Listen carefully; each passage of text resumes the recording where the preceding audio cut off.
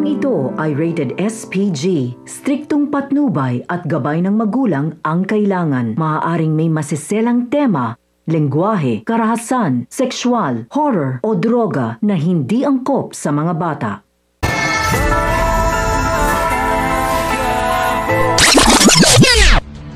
Matapos ihatid ni Tanggol si Mokang ay mapapansin sa kanyang mukha ang pagiging maaliwalas na nakangiti at mapapasabi sa kanyang sarili na may rason pala kung bakit Tanggol ang palayaw ni Tanggol.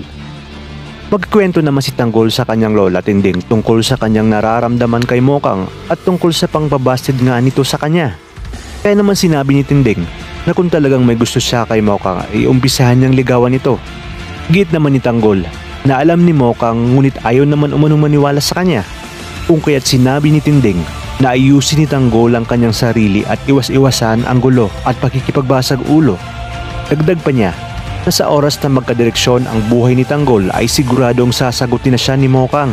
Sa kabilang banda, sinabi ni Amanda sa kanyang sarili na kapag naging mas malakas na si Agustos ay mas mahihirapan na siyang makawala sa kanya at hindi niya umano kayang mas lumiit pa ang kanyang mundo dahil ayaw niyang tuluyang hindi makagalaw.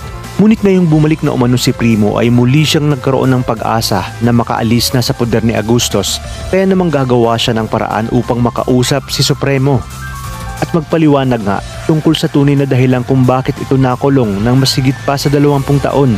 Isang malaking palaisipan nga kung ano ang siyang tunay na dahilan at galit na galit itong si Supremo kay Amanda. Isa kaya ito sa mga plano ni Agustos upang kamuhian ni Supremo si Amanda? O maliliwanagan na nga si Supremo sa oras na muli silang magkausap ni Amanda? Sa inyong palagay, si Mokang na kaya ang siyang tutulong kay Tanggol upang magkaroon ng direksyon ang buhay ni Tanggol? Kaya naman mga kapamilya, kapit lang dahil marami pa tayong dapat abangan. Dito lang sa bagong paborito ng sambayanan, ang FPJ's Batang Quiapo.